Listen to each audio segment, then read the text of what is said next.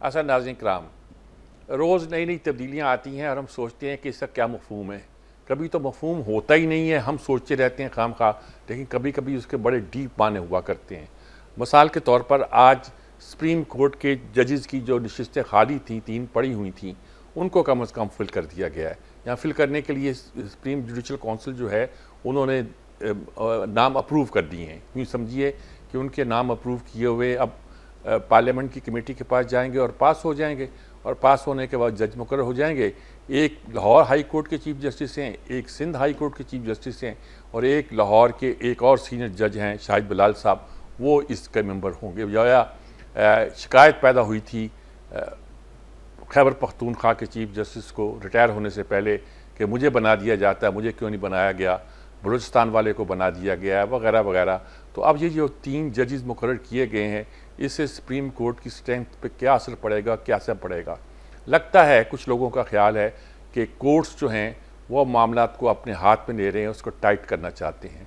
लेकिन इससे लोगों का ये भी अंदेशा है कि ऐसी सूरत में यूँ नक्शा भी बन सकता है कि एक तसादम सा हो जाए स्टेट के सिक्योरिटी इदारों के दरमियान, जिसे हम एस्टेब्लिशमेंट कहते हैं, और हमारी इंसाफ के इदारों के दरमियान, जिसे हम अदलिया कहते हैं। और ये बहुत ख़तरनाक सूरत हाल होगी। इस पूरी सूरत हाल की वजह से मुल्क किस तरफ जाएगा। अंदर से ये ख़बरें भी आ रही हैं कि शायद कुछ अफ़वाम व तफ़हीम की बातचीत भी चल रही है। अंदर से कुछ ऐसी ख़बरें भी पहुँचती हैं कि कुछ इशारे मिल गए हैं कि बातचीत को आगे बढ़ाओ, और ये भी कहा जा रहा है कि बातचीत होना आसान नहीं है। मिसाल के तौर पर एक तरफ तो आ रहा है कि PTI चीफ ने कह दिया है कि कुछ हाँ करो, और दूसरी तरफ नवाज शरीफ कहते हैं कि इनसे मुज़ाकरात नामुमकिन नज़र आते हैं और नामुमकिन से हैं। इमरान खान डसे हुए हैं ना जी, वो तो बनी खाला चले गए सन 14 में और बड़ी बात करके आ गए थे और उन्होंने सड़क बना दी थी। लेकिन ये निकला कि अगले दिन वो धरना लेकर चल पड़े, इस्लामाबाद पहुँच गए और सारी सूरत हाल बदल गई। बहरहाल इस पर गुफ्तगू करते हैं और देखते हैं कि नक्शा क्या है। हमारे साथ मौजूद हैं सलीम बुखारी साहब, बहुत ही सीनियर सहाफ़ी हैं और बहुत अच्छे तज़किया नगार हैं, वो गुफ्तगू करेंगे। PJ मीर साहब हैं जो हमारे एंकर्स में मैं उनको पायनियर्स कहता हूँ, आज उनसे बड़ी गपशप भी रही है, उनकी आरा भी हम सुनना चाहेंगे इस मसले पर। आमर इलियास राना साहब हैं, बड़ी बेबाक अपनी गुफ्तगू करने में अपने सानी नहीं रखते। एसआर राना साहब हैं, वो भी कुछ देर में हमें ज्वाइन कर लेंगे। बात तो मैं सलीम बुखारी साहब बात आपसे बाद में शुरू करूँगा। पहले मैं PJ मीर साहब और आमर इलियास साहब से जानना चाहता हूँ कि ये जो अदालतों में तब्दीली आई है, आपको बुनियाद फराहम करने के लिए वो तब्दीली आई है, इसको आप कैसे देखते हैं? PJ मीर साहब आप बताइए पहले, कैसे देखते हैं इस तब्दीली को आप? अटल जी, ये जो तब्दीली आई है, ये जो लेटर 6 जजेस ने लिखा है और इस पे खैर अभी तक कोई एक्शन तो लिया नहीं गया, लेकिन in the light of that I think अब तब्दीली आएगी। जिस तरह ये जर्नलिस्ट इकट्ठे हो गए सारे हमारे कि जी अगर इन पे कोई प्रेशर हो तो सब इकट्ठे इसके जवाबदेह होंगे, इसी तरीके से आई थिंक ये जजेस का भी या जुडिशरी का भी यही रवैया होगा। अब पहले बड़े इंसिनुएशंस थी कि जी जजेस को इन्फ्लुएंस किया जाता है, उनको कहा जाता है, ये वो मुख्तलिफ किस्म के आपको ऑब्जर्वेशंस नजर आई। तो अब ये जो चीज आई है ये देखी जाएगी, लेकिन इसके अंदर मेरा जो अपना एक पर्सनल ओपिनियन है कि जी ये आपको पार्लियामेंट में क्यों जाएं, आप खुद अपने डिपार्टमेंट को हैंडल करें, क्योंकि बाद में सारे ये कहते हैं जी कभी एग्जीक्यूटिव इंटरवीन कर जाता है, कभी जुडिशरी इंटरवीन करती है, कभी आर्मी इंटरवीन करती है। हर एक को अपने अपने डोमेन में आप करें। प्रेसिडेंशियल फॉर्म ऑफ गवर्नमेंट के अंदर यस, जो प्रेसिडेंट है वो चीफ जस्टिस और इस तरह के जो ओहदे हैं उनको वो अपॉइंट करता है, लेकिन हमारे अंदर तो पार्लियामेंट्री फॉर्म है, तो इसके अंदर आप let the judiciary handle its own affairs. क्योंकि जब फिर आप इनको लेके आते हैं फिर वहां वही चीज शुरू हो जाती है जो चीफ ऑफ आर्मी स्टाफ की शुरू होती है, ये जी उसका आदमी है, ये जट है, ये राई है, ये फलाना है, ये वो है। यहाँ भी यही हो जाता है एंड में, नहीं जी ये उनका बंदा है, इनका बंदा है, फलाने का बंदा है। तो इस कंट्रोवर्सी को खत्म करने के लिए I think the judiciary should be totally independent और वो अपने जजेस खुद अपने सुप्रीम कोर्ट में जिसको उन्होंने लेके जाना है वो लेके जाए। लायक लोग हैं, पढ़े लिखे लोग हैं, संजीदा लोग हैं, and I think they should be given that responsibility. अच्छा ठीक बात। आमर इलियास राना साहब, आप भी अभी आपसे गुफ्तगू हो रही थी, जो लोग मुकर्रर हुए हैं, मलिक शहजाद साहब हैं हमारे चीफ जस्टिस पंजाब के, सिंध के अकील अहमद अब्बासी साहब हैं और पंजाब से ही शाहिद बिलाल साहब हैं, क्या आप ये नक्शा बनता हुआ क्या देख रहे हैं? ये मैंने इस बात को आप लोगों से इसलिए शुरू किया कि आपसे पहले गपशप हो रही थी कि अदलिया के हवाले से कुछ एक गोया एक तरह का कोई इनकलाब आने वाला है, क्या आता नजर आता है या मजाक कर हो रहा है? देखिए, इनकलाब पे मैं आता हूँ और जो पीजे साहब ने बात की उस पर भी करता हूँ, लेकिन ये जो अपॉइंटमेंट्स हुई है ना आज 3 लोगों की, ये इसलिए है कि पहले जो लाहौर हाई कोर्ट के मलिक शहजाद गेबा साहब चीफ जस्टिस हैं, उनके ऊपर वोटिंग हुई है और 9 वोट में से 5 वोटों की बुनियाद पे उनको इस्लामाबाद यानी सुप्रीम कोर्ट में लाने का फैसला हो गया। 4 जो मौजूद थे मेंबर्स, उसमें एक रिटायर्ड जज मंजूर मलिक साहब और 3 हाजिर सर्विस जजों ने, मंसूर अली शाह, मुनीब अख्तर और याया अफरीदी ने मुखालफत की कि हमें, और जब बात स्टार्ट हुई तो ये मंसूर अली शाह साहब ने कहा कि आप एक मजबूत चीफ जस्टिस को वहां से ना निकालें, हमें वहां चाहिए हैं लाहौर हाई कोर्ट में। तो अटॉर्नी जनरल ने जवाब दिया वहां पे कि बात यह है कि 10 महीने बाद तो इन्होंने भी रिटायर हो जाना है, तो मजबूत चीफ जस्टिस की तो बात नहीं है, मजबूत तो इदारे को होना है कि आप कैसे कर सकते हैं, और सीनियरिटी की बुनियाद पे हम इनको लेना चाहते हैं। अब इसके बाद ये हुआ कि चूंकि लाहौर हाई कोर्ट से 6 नाम आए थे, पैनल बना था, 3 नाम इनके साथ थे, नंबर 1, 2, 3 और 4, 5, 6। तो जो नंबर 4 पे थे दूसरे पैनल में शाहिद बिलाल साहब, उनको भी ले लिया और इनको काउंटिंग करके ले लिया और अकील अहमद अब्बासी साहब को सीनियरिटी की बुनियाद पे ही रख लिया गया। आज की तो ये बहस थी, इसके ऊपर बहुत सारे तहफ़्फ़ुज़ात हैं लोगों के कि जी वो कुछ लोग नहीं देखना चाह रहे थे चीफ जस्टिस को निकल आए, वहां से बयानात आ रहे थे दूसरे तीसरे, मतलब हम इस पे नहीं जा रहे। हम अब आते हैं जो बात हो रही थी कि जी जजिस को अपने इख्तियार, मैं तो बिल्कुल इस बात का बहुत अरसे से हूँ दाई कि जी जब आप एक चपड़ासी को भी इख्तियार के बगैर नहीं रखने देते, बहुत मोहतरम होते हैं हमारे हाई कोर्ट में जजेस और सुप्रीम कोर्ट में भी, तो इसमें पब्लिक की ओपिनियन बहुत चाहिए होती है, आपको पूछना चाहिए। एक की थी 18वीं तरमीम जिसमें पार्लियामेंट की कमेटी को इख्तियार दिया गया था कि फैसला वो करेंगे हतमी, वो इफ्तिखार चौधरी साहब ने इतना दबाया यूसुफ रजा गिलानी को कि 19वीं तरमीम करा के और वो दोबारा इख्तियार चीफ जस्टिस साहिबान के पास चला गया। मैं इसे कहता हूँ चिट, ये चीफ जस्टिस की चिट होती है। वो ठीक है, बहुत अच्छे भी चुनते हैं, लेकिन जो आज अदलिया का हाल है उसने ये साबित किया है कि बहुत अच्छे जो लोग हैं वो अच्छी चॉइस में नहीं आ रहे होते। मैं किसी एक का नाम नहीं ले रहा। देखें, जब ख्वाजा शरीफ साहब थे ना लाहौर हाई कोर्ट के चीफ जस्टिस, उन्होंने शहबाज शरीफ से सिविल जजेस की तकर्री का इख्तियार लाहौर हाई कोर्ट में ले लिया। लेकिन ये बुनियाद गलत है। आप पब्लिक सर्विस कमीशन से फूड इंस्पेक्टर ग्रेड 7 का भर्ती कर रहे हैं, आप वहां क्यों नहीं इम्तिहान लेते? उनकी सर्विस बनाए ना एक पूरी, क्यों अदलिया के हाथ में है? इसी तरह हाई कोर्ट में और सुप्रीम कोर्ट में जब जाते हैं, ये जिसके क्लाइंट बतौर वकील रहे, ये इनके साथ जो क्लाइंट थे बतौर जज, लोगों से पूछे, आप कोई भी कमेटी बना लें जहां पे लोगों की राय आए। मैं कहता हूं आधे लोग कहेंगे कि हमारा नाम नहीं देना आपने। वो लतीफा आपने सुना हुआ है ना, जज के पास से जो अम्मा खड़ी थी, तो उसने कहा मेरे हल नहीं आई, बाकी जो मर्जी कर, सबके उसने पोतड़े धो दिए थे। तो ये चीजें हमारी अदलिया जो सबको इंसाफ फराहम करती है, किसी एक शख्स के लिए नहीं, किसी एक हाई कोर्ट के लिए नहीं, किसी सुप्रीम कोर्ट के लिए नहीं, ये असूल होना चाहिए कि जो आ रहे हैं ना वो इख्तियार उनके हाथ में नहीं होना चाहिए। ठीक, आप जो मैंने मिसाल दी समझ गया, हालांकि उस तरफ जाना चाहिए। हाँ, ठीक बात है आपकी। ये बड़ी एक कंट्रोवर्शियल सी बहस है कि जज मुकर्रर करने का क्या क्राइटेरिया होना चाहिए, कैसे मुकर्रर होना चाहिए। दुनिया में बहुत से मुल्कों में सेनेट या पार्लियामेंट जो है उसमें उनकी शख्सियत पर बहस भी होती है आला अदलिया जजों के बारे में। हमारे यहाँ ऐसा कुछ नहीं है, बल्कि सब कुछ इख्तियार कहाँ चला जाए, ये सारी बहसें आती हैं। लेकिन अब कहा यह जा रहा है कि प्रेजेंट मोमेंट पर, जैसे कि पीजे मीर ने कहा कि प्रेजेंट मोमेंट पे लगता है कि अदलिया अपनी ग्रिप जो है मजबूत करना चाह रही है। सलीम बुखारी साहब क्या कहेंगे इस सारी सिचुएशन पर? कुछ लोग कहते हैं तसादम हो सकता है अदलिया के दरमियान और सिक्योरिटी के इदारों के दरमियान, जो मुल्क के लिए बड़ा ख़तरनाक होगा। आप क्या कहते हैं? बहुत शुक्रिया आपका सजाद मीर साहब, आपने याद फरमाया मुझे अपने प्रोग्राम में, और मुझसे पहले आमिर इलियास राना साहब ने और पीजे मीर ने काफ़ी तफसील से गुफ्तगू कर दी। तो मैं कोशिश करूंगा कि मैं वो बातें रिपीट करने के बजाय ऑब्जेक्टिवली इस पे बात कर लूँ। ये तो आपने बिल्कुल ठीक कहा कि अमेरिका जैसी सुपर पावर में भी जज रखना होता है, या सुप्रीम कोर्ट के जजेस मुकर्रर होते हैं तो सेनेट में बाकायदा पब्लिक हियरिंग होती है। ठीक है, इन कैमरा वो बिल्कुल टीवी पे दिखाया जाता है, उसके मेरिट्स, उसकी हिस्ट्री, उसका सब कुछ।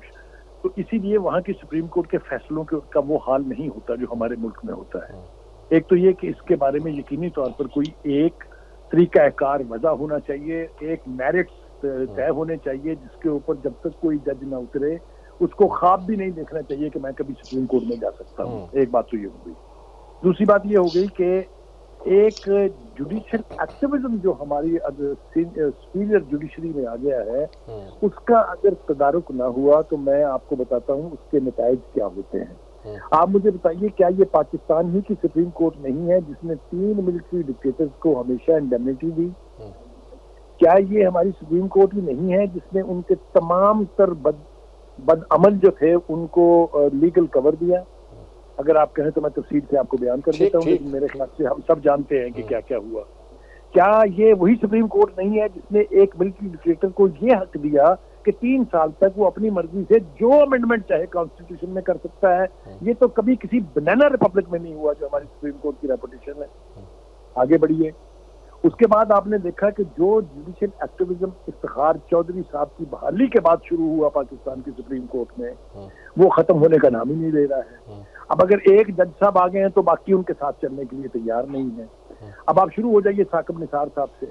आप मुझे बताइए, सुप्रीम कोर्ट के जज का काम है डैम बनाना पाकिस्तान में, या उसके लिए फंड रेजिंग करना?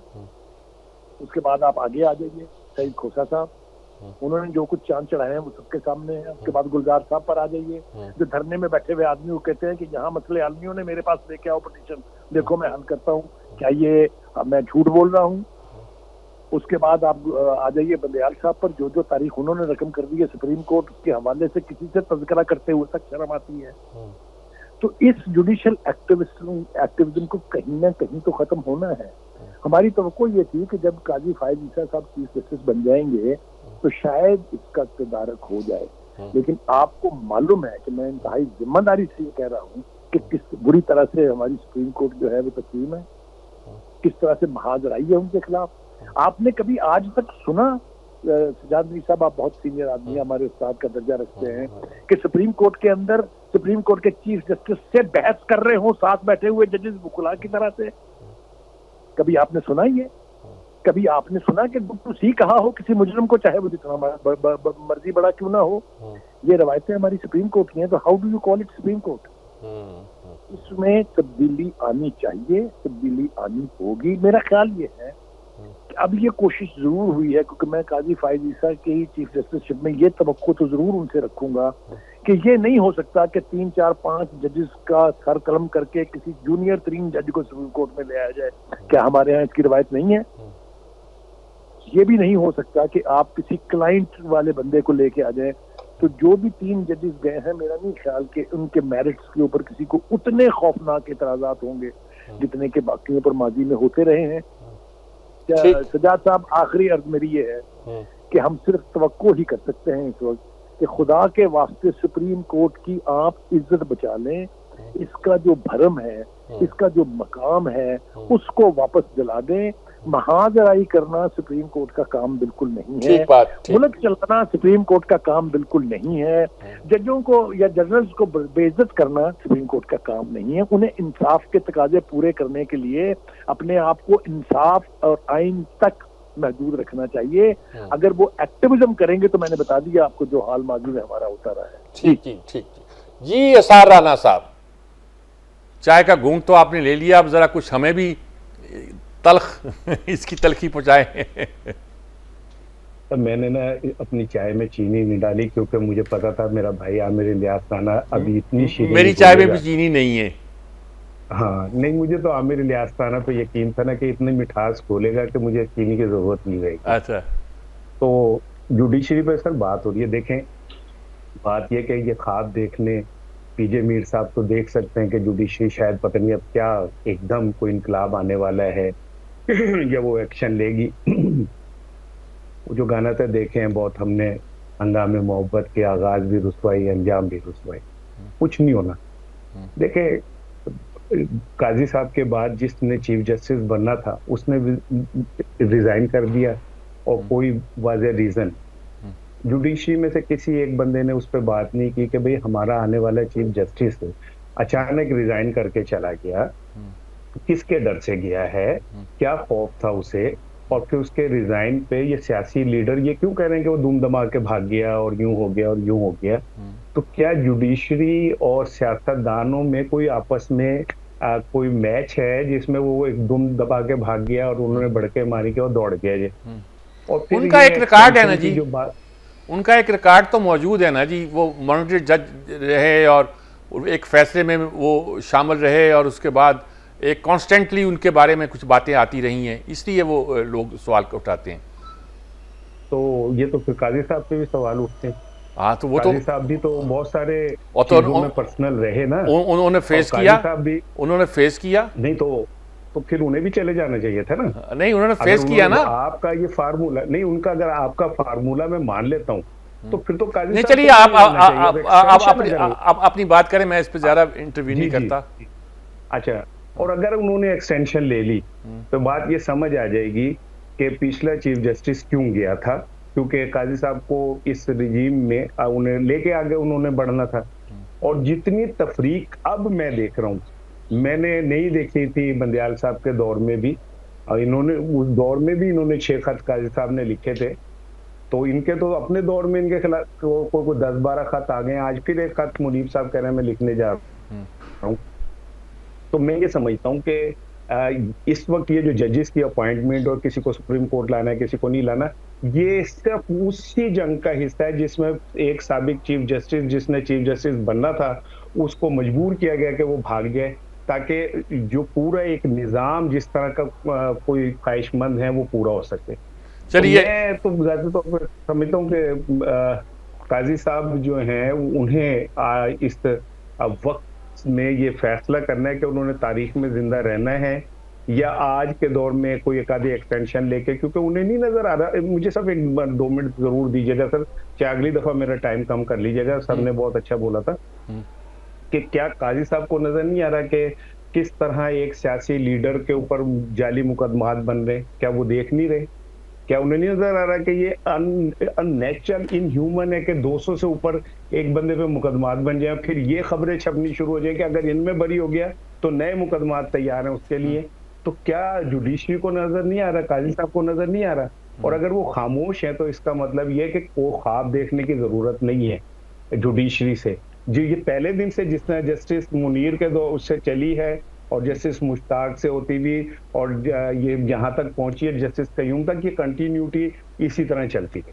मेरा आपने बिल्कुल तफसील के साथ बात की। मैंने पहला मौका है किसी को एजाजुल हसन के हवाले से जस्टिस और मज़ार हसन नकवी के हवाले से लोगों को सिंपैथेटिक देखा है। अच्छी बात है, चलिए उनका भी कोई केस प्लीट करे और बात को आगे बढ़ाए। काजी साहब के खिलाफ तो इल्ज़ाम लगते रहते हैं, बात होती रहती है, लेकिन मैं जो बात करना चाहता हूँ वो ये है कि इस वक्त इस मुल्क में अदारों में, अदलिया में जजों का तकर्रर के बारे में हमें क्या करना चाहिए कि वो अबव बोर्ड हों। और दूसरी बात है कि उनका कोई तसादम अगर कोई नज़र आता है कुछ लोगों को कि हो सकता है मुल्क के सलामती इदारों से, तो उसको कैसे डाइवर्ट किया जा सके। एक वक्फे के बाद हाजिर होते हैं। जी नाज़रीन कराम, जैसा कि मैंने कहा, मेरे ख्याल में पीजे मीर साहब, मैं आप ही से बहुत से सवालत ऐसे हैं जो कि आपकी गुफ्तगू के गिर्द घूमते हैं। आप ही से दोबारा मैं आगाज़ करता हूँ और आपसे मैं पूछना चाहता हूँ कि ये सारे जो तब्दीलियाँ आई हैं और जिस तब्दीलियों के आने के बाद हम बहुत सी बातें कर रहे हैं, हम चाहते हैं कि हमारे यहाँ एक मजबूत निज़ाम अदल भी कायम हो। हम ये भी चाहते हैं कि मुल्क के तमाम अदारे जो है मिलजुल के चलें। हम ये भी चाहते हैं कि सब लोग अपने असूलों के अंदर डट के कायम रहें, कोई तब्दीली ना आए और उसके बावजूद भी हमारा जो निज़ाम रियासत है वो आगे बढ़ सके। कुछ नज़र आता है आपको? मीर साहब, जितनी आपने बातें की है मैं तो 100% उसे एग्री करता हूँ, लेकिन यहाँ डेडलॉक नहीं है, यहाँ हेडलॉक है। और ये जो हेडलॉक हो गए हैं, ये जब तक अनलॉक नहीं होंगे हम आगे नहीं बढ़ सकते। टू योर क्वेश्चन, क्योंकि यहाँ जो मर्जी हम जिस एंगल से अपने एनालिसिस दे दें, यहाँ सिर्फ एक आदमी है पाकिस्तान के अंदर, एक दो नहीं, एक आदमी जो कि सारी चीज को डिफ्यूज कर सकते हैं, और वो है आर्मी चीफ ऑफ स्टाफ। ये हर चीज इनके हाथ में ये कर सकते हैं, लेकिन दूसरी साइड से भी रेसिप्रोकेट कर रहे हैं, क्योंकि इस वक्त तो बात पीटीआई की है ना जी, जो कि जिन्होंने वो कहते हैं ना लॉगर हेड्स पे वो आगे हुए, वो किसी से बात करना चाहते नहीं है, वो पॉलिटिकल डिबेट में बात करना चाहते नहीं है। यहाँ से 10 ऑफशूट्स डिबेट्स और निकलती हैं, कोर्ट्स के अंदर आपकी डिबेट्स और चल रही हैं, रोड्स के ऊपर कुछ और है, असेंबलीज में कुछ और है। तो ये सारी चीज डिफ्यूज हो सकती है कि जब ये एक दफा एक गाइडलाइन दे दें कि भाई तुम बैठोगे या नहीं बैठोगे, बैठोगे तो बात करो पॉलिटिकल एडवर्सरी से और वहां अपने फैसले करो। क्योंकि जब हम सारे ये मिलके कहते हैं देखो जी फौज आ गई, तो आज अगर पीटीआई कहती है कि भाई वो डेमोक्रेसी की तरफ चलना चाहते हैं, तो then why are they looking towards the army? Please tell me that. क्या आर्मी से डायरेक्शन लेके करेंगे? वी अंडरस्टैंड एस्टैब्लिशमेंट तकड़ी है, we respect that, nothing wrong in that, but game आपकी पॉलिटिकल फोरम के ऊपर है, गेम आपके आर्मी के साथ नहीं है। तो आप सबसे पहले अपने अपने डोमेन में बात करें, उसके बाद मिलके आप फौज के साथ भी बात कर लो। This is the only way out Mir Sahab. वरना जो आपने सवाल किए हैं, आइडियली ये यूटोपियन आप कह लो कि एक सर्कल्स के अंदर ये चल सकती है, लेकिन इन रियलिटी ये चीज नहीं चल सकती। अब केसेस की बात कर लो, आपके 2 फेवरेबल आ गए, चले 2 फेवरेबल आ गए, और रियल टेस्ट तो अभी आना है अलकादर टेस्ट का 9 मई का।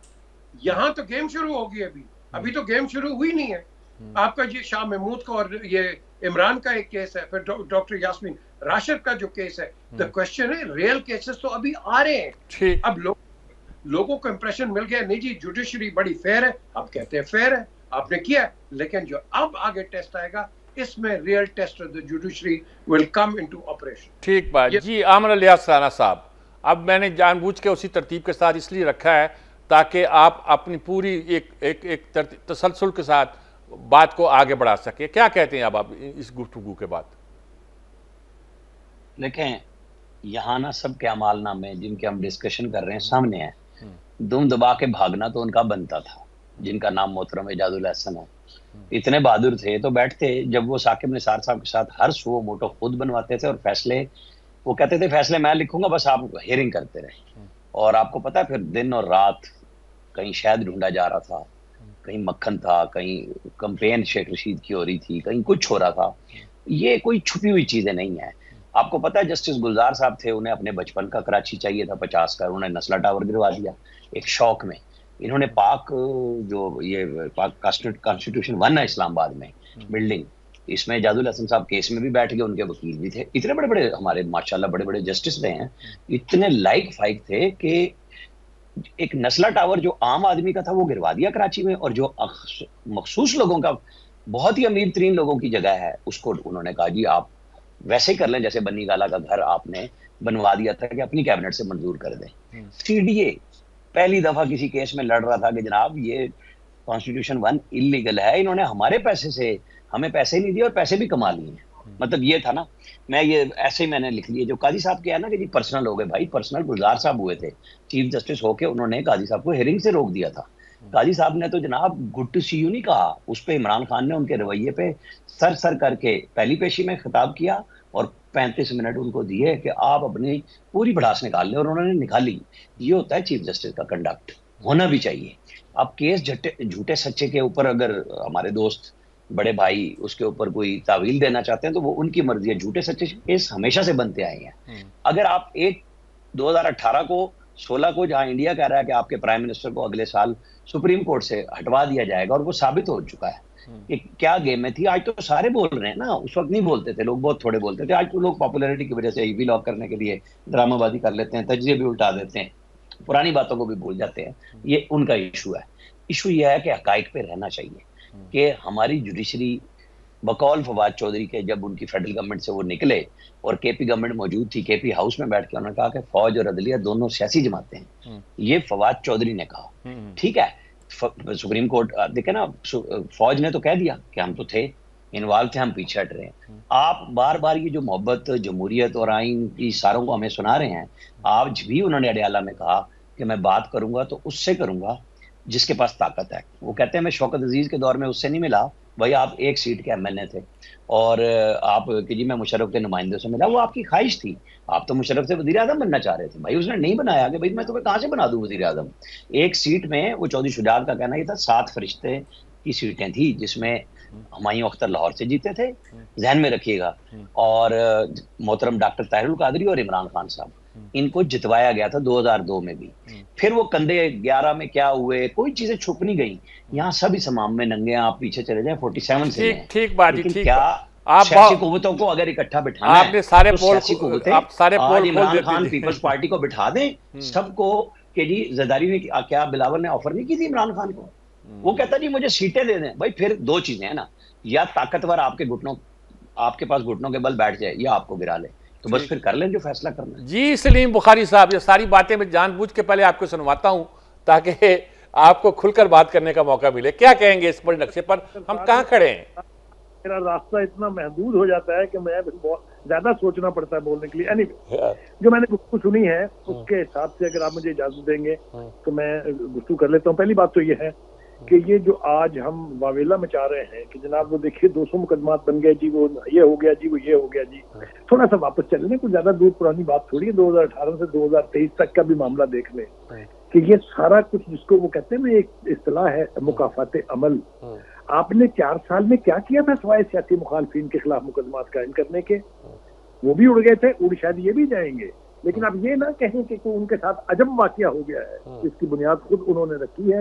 ये मैं इंतहाई वसूख के साथ आपको बता रहा हूँ। एक बात।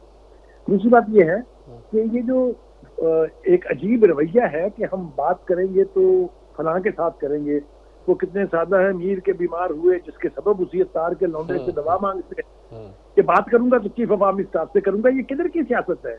ये कौन सी जमहूरियत है? ये कौन सी लीडरशिप है जी?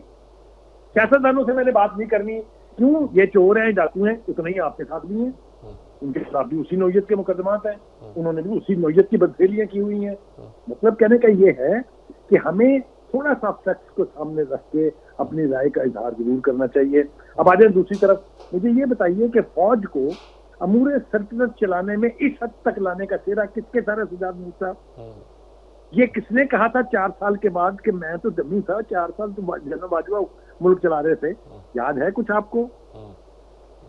देखिए, मैं अर्ज ये करूंगा कि हम एक तरफ तो दावा करते हैं कि जनाब अदलिया और इंतजामिया 2 अलग चीजें हैं, इनका कोई बाहमी राब्ता नहीं होना चाहिए। दूसरी तरफ हमारे जजों को मुल्क चलाने का शौक उतर आया है। क्या आपने नहीं सुना रिसेंट प्रोसीडिंग में कि जज साहब फरमा रहे हैं, मेरा हवाला इस्लामाबाद हाई कोर्ट के जज की तरफ है, कि कानून तो हम बनाएंगे। मुझे बताइए कौन सी डिक्शनरी में लिखा है कि पार्लिमानी जमहूरियत में कानून जो है वो अदलिया बनाएगी? तो जब ये सब कुछ हो रहा है तो मानते हैं क्या? हमें ये आधा गिलास आधा खाली जो है, और ये सब कुछ मैं बहुत इंतहाई मजबूरी के आलम में कह रहा हूँ कि हमारे मेयार एक से रहने चाहिए। ठीक बात। पर्सनैलिटी वेरी नहीं करने चाहिए, हकायक टू हकायक वेरी करने चाहिए। इसीलिए तो हम अपने आप को जर्नलिस्ट कहते हैं। ठीक बात, ठीक बात, ठीक बात जी। सारा साहब अपनी भड़ास निकाली जी। अब मेरा तो बिल्कुल, क्योंकि चौथी बारी होती है, T20 के आखिरी 2 गेंदें खेलनी होती है। नहीं, आपको ओपनिंग करा देंगे, आप आइंदा बार ओपन करा देंगे। वैसे को बात नहीं, अच्छा लगता है मुझे, मैं सारी की सब बातें सुन लेता हूँ तो फिर देखता हूँ कि मैं बीच में अब क्या कह सकता हूँ।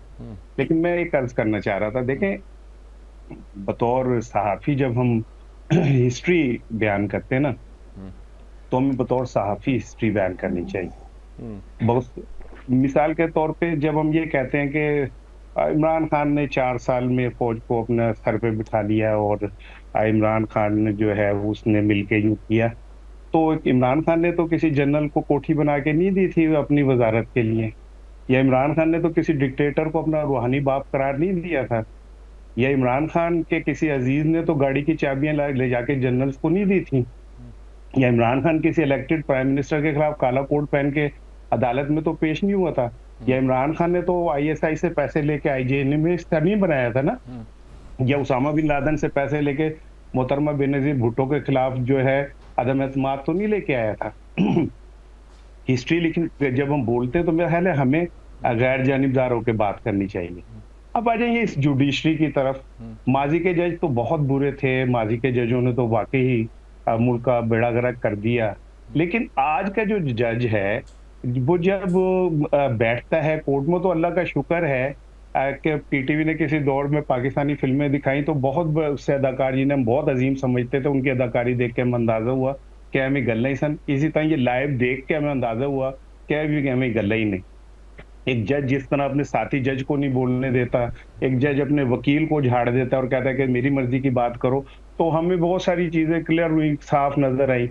और फिर ये भी समझ आई, जैसे अब आपने मुझे कहा कि मैंने एजाजुल हसन और वो नकवी साहब की हिमायत कर दी, तो मैं तो इस बात पे भी हैरान हूँ कि आज जजेस के बुगज में हम इस्टेब्लिशमेंट की भी हिमायत कर रहे हैं कि देखें जी वो तो जनरल्स पे हमला कर रहे हैं, वो तो इस्टेब्लिशमेंट पे हमला कर रहे हैं जज, वो तो बड़े खतरनाक और खौफनाक जज हैं। कि वो ये भी कह रहे हैं कि हमारी ऐसे रेकी होती है, हमारी यूं मॉनिटरिंग होती है, कि बड़ी बुरी बात है ये तो करनी ही नहीं चाहिए।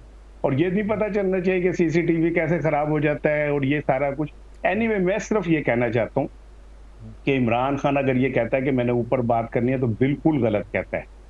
और माजी में भी अगर मरियम साहिबा ने कहा तो बिल्कुल गलत कहा, या लंदन में बैठ के किसी ने अपनी वापसी के लिए इनसे मिलकर साजबाज करके वापसी की तो गलत की।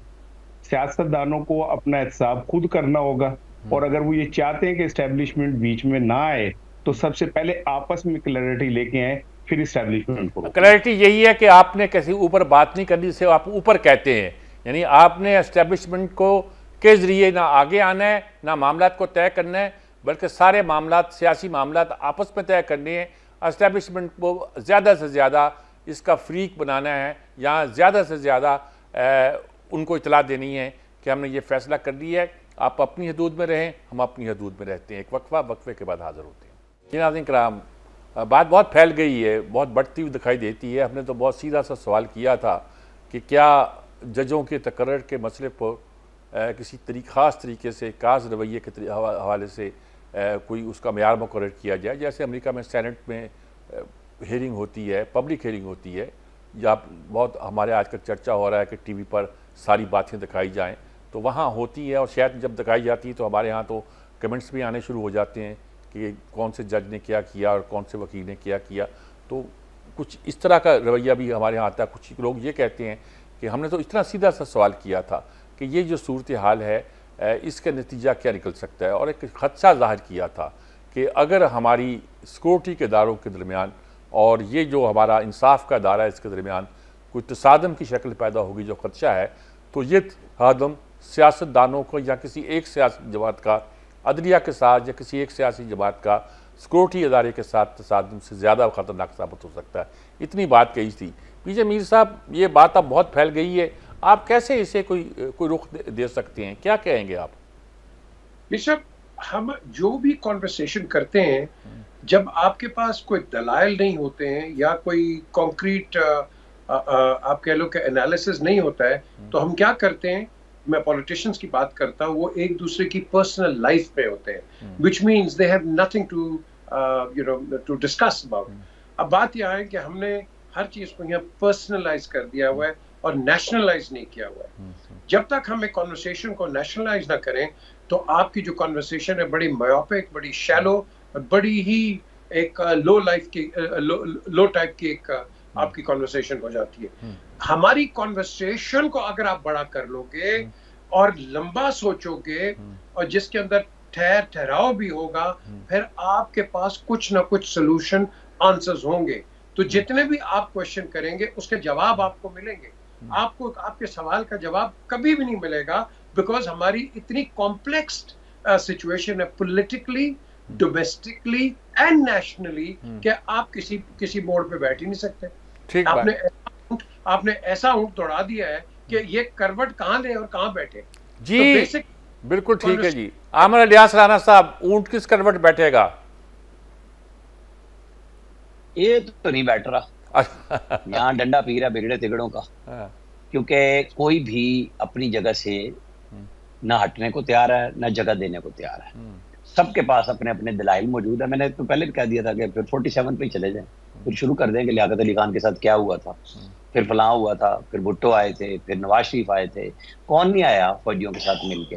कोई नाम तो दें, कोई नाम दें कि जी ये लोग नहीं आए थे। सब हमारे यहाँ मसला यही है ना कि हम जमहूरियत की बात करते हैं, जमहूरियत है कहाँ पे? मतलब मेरी बात नहीं मानेंगे, मैं गुस्सा कर जाऊंगा। मैं आपके दलाइल के मुकाबले में दलाइल दूंगा, मैं इस बात पे भी गुस्सा कर जाऊंगा कि ये कौन होता है बात करने वाला। बस इसीलिए हम करते हैं। मैं तो फिर छोटी सी बात IGI की चूंकि हुई तो ये कह दूं आपको कि जहन में रखिएगा कि बिल्कुल वो जनरल ज़िया-उल हक के साथ आए थे, IGI बनी थी, फौज ने बनाई थी, कोई चीज़ छुपी नहीं हुई। लेकिन नवाज शरीफ पहली दफ़ा वज़ीर आज़म जब बने थे, वो जनरल हमीद गुल ने खुद बताया था मरहूम ने कि हमें हमारा गुलाम मुस्तफ़ा जतोई मरहूम वज़ीर आज़म थे, इन्होंने समीउल हक के साथ गेम डाली, जुनेजो बैठे हुए थे और समीउल हक ने IGI की सदारत की बारी नवाज शरीफ को दी थी। और नवाज शरीफ जाहिर है बेनज़ीर भुट्टो के साथ लड़के अपने लिए जगह बना चुके हुए थे, वो फौज के साथ नहीं आए, इसीलिए तीनों दफा निकाला गया। आप ये बात समझ लें। यहाँ पे तो पूरी प्रॉपर्टी उन्होंने कहा अब्बा जान है। फौज का आर्मी चीफ जो होता है वो कौम का बाप होता है। यहाँ तो किसी एक को ढूंढ रहे थे ना, उन्होंने कहा पूरी कौम का होता है। ये पीटीआई वाले सारे कहते थे, लेकिन आज भी वो उसी बाप की तरफ ही जाना चाहते हैं, वो नहीं बाबे जमहूरियत पे जाना चाहते। ठीक बात। जब तक ये नहीं होगा तो फिर ताकतवर, मैं तो कह रहा हूँ, फिर ताकतवर ने अपनी दिखानी, ताकतवर ने अपनी दिखानी। ठीक बात है। ठीक जी सलीम बुखारी साहब, अब बात अब बहुत ज्यादा क्लियर होकर आपके सामने आ गई है, इसलिए अब आपकी राय में जानना चाहूंगा। सम अप कर देता हूँ, लेकिन एक वजाहत करना बहुत जरूरी है। वो मेरे हमारे दोस्त हैं सार राना साहब, बड़े हमारा जिनमें उसके लिए प्यार भी है और अदब भी है। मेरा एक लफ्ज उस गुफ्तगू को उठा के देखें कि मैंने किसी सियासतदान को डिफेंड करने की कोशिश की हो। मैंने मुकाफात अमल का जिक्र किया, अगर तो वो पॉलिटिकल ऊंच नीच जो हमारे मुल्क में होती रहती है उसका है। अगर तो मैं जातियात पे बात करता तो आप जरा खुद ही सोच लें कि बात फिर कहाँ से शुरू होती। मैं इखलाकी गिरावट की वो मिसालें देता कि शर्म से सर झुक जाता मेरा, इसलिए कि ऐसा ही शख्स मेरे मुल्क का वज़ीर आज़म भी रहा है। मैं इससे आगे नहीं जाऊंगा। दूसरी बात यह है कि ऊंट किस करवट बैठेगा। जब तक हम अपने अपने हिस्से का काम करके उसमें एक्सेल करना नहीं शुरू करेंगे, फौज मुल्क का दिफा करे, अदलिया इंसाफ मुहैया करे, सियासतदान जो है कानून साजी करे, इंतजामिया जो है वो डिसिप्लिन को करे। यार हम 4 ग्रुपों में अपना अपना काम नहीं कर सकते तो मुझे बताइए हमारे एटॉमिक पावर होने का क्या फायदा है। हमें बताइए कि इतनी बड़ी अब मुस्लिम आबादी 25 करोड़ हम लोग हैं, तो हम मुंह किसको दिखाएं जाके। इंसाफ है तो उसके हवाले से देख लें हमारी रैंकिंग कहाँ पर है, इकॉनमी है तो उसमें देख लें आप हम कहाँ खड़े हुए हैं। तो मतलब कहने का यह है कि जब तक हम अपना अपना काम करना नहीं शुरू करेंगे इस मुल्क के हालात कभी नहीं बदलेंगे। ठीक बात, ठीक, अपना अपना काम कीजिएगा जी, यही रास्ता है, यही तरीका है और इसी से ही बात आगे बढ़ सकती जी। एसआर राना साहब, अब आप क्या फरमाएंगे?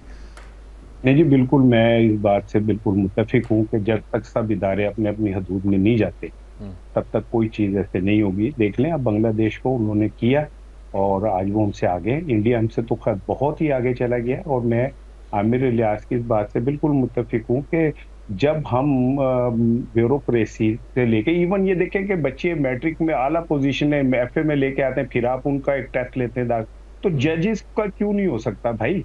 जजेस का क्यों नहीं हम ये कोई क्राइटेरिया मुंतखब करते? और फिर दूसरी चीज बड़ी इंपॉर्टेंट ये है कि ये रिटायर्ड जजेस को कभी हम सदारती इलेक्शन लड़ा देते हैं, कभी पीसीबी का चेयरमैन बना देते हैं, कभी कुछ, आखिर वो किन खिदमात के एवज हम उनको ये सारा कुछ बाद में अकोमोडेट कर रहे होते हैं। तो मेरा ख्याल है कि मैं बिल्कुल सलीम भाई के तो मैंने खैर कहा ही नहीं कि उन्होंने किसी सियासतदान को डिफेंड किया है। मैं तो वो बात कर रहा था कि वो अब ये जो बात चल रही है कि जी इस्टेब्लिशमेंट पे हमले कर रहे हैं जजेस, उस पे मैंने कमेंट दिया था। तो मैं ये साथी तौर पे समझता हूँ कि जब हम सब अपने अपने डोमेन में चले जाएंगे तो मसले खत्म हो जाएंगे। असल मसला तो डोमेन के को तोड़ना है, ब्रीफ केस में पैसे भेज डाल के जजों को खरीदना है। जब आप डोमेन तोड़ेंगे फिर ऐसे ही होता है। अपनी हद में रहें, सीधी बात यह, बहुत मुख्तसर बात यही बनती है। अब आखिरी सेगमेंट में जैसा कि आपको मालूम है मैं सिर्फ आमतौर पर बॉटम लाइन ही पूछा करता हूँ या कंक्लूजन पूछा करता हूँ या वन लाइनर पूछा करता हूँ, वही एक ही बात हो जाती है। आप वक्फा लेते हैं, वक्फे के बाद हम उस आखिरी सेगमेंट पर आते हैं जहाँ हमने नताइज पर पहुँचना है, जहाँ अपनी तरफ से ये जाहिर करना है कि हम पहुँच गए हैं। पहुँचे हैं कि नहीं पहुँचे ये तो अल्लाह ही जानता है। वक्फा वक्फे पर हाजिर होते हैं। जी नाज़रीन किराम, जैसा कि मैंने कहा कि आगे सेगमेंट में बहुत थोड़ा वक्त होता है और वैसे भी हम इसमें कंक्लूड करना चाहते हैं बात को। पीजे मीर साहब कैसे कंक्लूड करेंगे सारी गुफ्तगू को? बहुत से लोगों की आरा भी आपने सुनी, आपने अपनी राय भी दी, आप कैसे मसले को कंक्लूड करेंगे? बात यही बनती है कि सब अपनी अपनी हद में रहें और सब इस बात की कोशिश करें कि वो मुल्क को आगे ले जाने के लिए जो उनका फ़र्ज़ है उस फ़र्ज़ को अदा करें। क्या कहते हैं आप? मिस्टर, इसका कंक्लूजन हमारे जैसे मुल्क में बड़ा मुश्किल है। हाँ, एक तरीके से हो सकता है इन लेटर इन स्पिरिट जब हम बात करते हैं तो अगर हमारे अंदर ऑनेस्टी, इंटीग्रिटी, मोरालिटी अगर ये आ जाए तो मैं समझता हूँ कि हम सब कुछ कर सकते हैं। लेकिन करेगा कौन? हम सब उम्मीद से हैं, लेकिन ये उम्मीद लेके आएगा कौन? क्योंकि जो भी इस कश्ती में आता है वो इस कश्ती को या लेके थोड़ी देर चलता है और फिर वो कश्ती डूब जाती है और फिर हम नई कश्ती की तलाश में लग जाते हैं। So basically moral of the story is कि जब तक आप अपने आप के अंदर एक ऑनेस्टी और नियतें साफ नहीं करेंगे बात नहीं बनेगी। ठीक बात है जी। आमिर इलियास राना साहब, बात यह है कि जी कंक्लूजन आप मांग रहे हैं जी, और मेरे ख्याल में किसी के पास नहीं है। फंस सारा मुल्क गया है, कंफ्यूजन है, कंक्लूजन नहीं है ना। और हमारी अपनी क्रिएट करदा है, हमारी अदलिया के पास नहीं है, हमारी मुकन्नना के पास नहीं है, हमारी एग्जेक्टिव के पास नहीं है, और हम खामखा चौथा स्तून बने फिरते हैं साफी। हम सब बीज मालो बने हुए हैं हर एक के साथ। इशू ये है कि ये काम सिर्फ पार्लियामेंट का है ओरिजिनली। अब जिद कहाँ फंसी हुई है कि जी मुझे पहले मेरा मैंडेट दे दो। आपने 2018 वाला दिया था पंजाब में, किसी को मैंडेट घरों में बसा के बंद कर दिया था, आपको तो 2013 में भी मिल गया था। वहाँ ये बहस शुरू हो जाती है ना।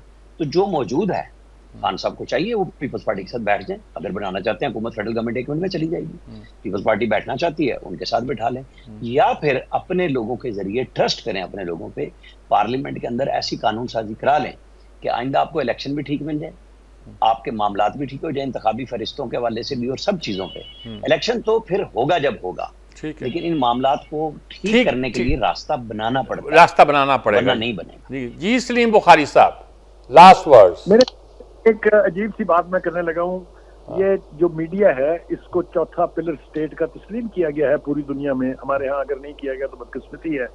मेरे ख्याल से अगर हम मीडिया के लोग पार्टीजन न रहें, गैर जानिबदार हो जाए, तो मजाल नहीं है किसी की। मैं आपको एक कोटेबल कोट सुना देता हूँ कि reporter is the one who rights today and creates hello tomorrow. अगर हम मीडिया के लोग इस बात पर मुत्तफिक हो जाएं कि हम पार्टीजन नहीं बनेंगे, हमने इनका हिसाब किताब लेना है, मैं अभी भी ऊपर उम्मीद हूँ कि शायद ये लोग अपने अपने काम पे लग जाए। ठीक बात, बिल्कुल जी। असार राना साहब, आप क्या कहते हैं? देखें, बात यह कि सलीम भाई की बात बिल्कुल ठीक है कि मीडिया अगर गैर जानिबदारी से बात करने लगे तो बहुत सारे मसले हल हो सकते हैं। लेकिन बदकिस्मती ये कि यहाँ पे सर्वाइवल के लिए हमें सियासी जमातों के भूखू बनना पड़ता है, इदारों के एजेंट बनना पड़ता है, और फिर हमें जो बिल्डर्स हैं, माफिया, उनके पेरोल पे जाना पड़ता है। हम जैसे मातड़ सातर साथी जो सच बोलने या गैर जानिबदारी का मुजाहरा करते हैं, वो तो मर जाते हैं, उनके घर में तो भूख आती है, वो मर जाते हैं, उन्हें तो साफ ही कोई नहीं मानता।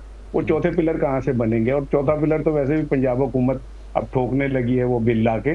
लेकिन असल चीज यही है कि जब तक हम एक ऐसी क़यादत नहीं ले आते जो हम में से नीचे से है। इस बार मौका मिला था 8 फरवरी को, लोगों ने ऐसे लोगों को मुंतखब किया जिन्हें कोई नहीं जानता था, जिन्होंने पैसे नहीं खर्चे, जो आम आदमी थे, और वो ऊपर आए, लेकिन उनको आपने मौका ही नहीं दिया। आपने उन लोगों को जो हर जगह से हार गए, लाहौर से भी, इधर से, वो तो फिर आप वही बयानियां दोबारा इसे गैर जानिबदारी कहते हैं। वैसे एक बात कह रहा हूँ कि 1981 से लोगों का अगर पेट नहीं भर रहा क़यादत से, और वो चौथी दफा भी चाह रहे हैं कि हम ही बन जाएं, तो फिर ले जाए बारियां, ना दें आम आदमी। चलें, वो तो 1981 से बन रहे हैं, ये बहुत सारे ऐसे ही बन गए जो कभी बने ही नहीं थे। चलिए जिन बात बहसों को छोड़े, लेकिन आज मुझे 3 लोगों को फेस करना पड़ा, सलीम बुखारी भाई को, राना साहब को और आपको। मुझे भी पीजे मीर को छोड़ दिया आपने। अच्छा, हालांकि क्योंकि 2 मीर इकट्ठे हैं ना, अगर 2 राणे इकट्ठे हैं तो 2 मीर इकट्ठे हैं। चलिए, एक राणा साहब घर से बुगल भर के लाए थे हमारे बुखारी साहब, एक ही हमारे सैयद सरदार हैं, वही ठीक है, बिल्कुल। एक सैयद में बैठे हुए। हाँ, एक जी, बस बहुत सारी गुफ्तगू आ गई। असल में आरा का इख्तलाफ बुरी चीज़ नहीं होती जी। इख्तलाफ जो होता है उससे बात खिलकर सामने आती है, खुलकर सामने आती है और खिलकर सामने आती है, जो आज आई भी है, और हम इससे नतीजा निकाल सकते हैं। हमें नतीजा निकालना चाहिए, और जब तक नताइज निकलते नहीं हैं और हम मसले को हल नहीं करते, ये अहम बात है कि अगर हम, जिसे हम सहाफ़त को चौथा सतून कहते हैं, अगर हम ही तय कर लें कि हम किसी को नहीं बख्शेंगे, हम पार्टीशन नहीं बनेंगे, हम गैर जानबदार रहेंगे, तो बाकी सारे भी ठीक हो जाएंगे। इजाज़त चाहता हूँ, अल्लाह हाफ़िज़।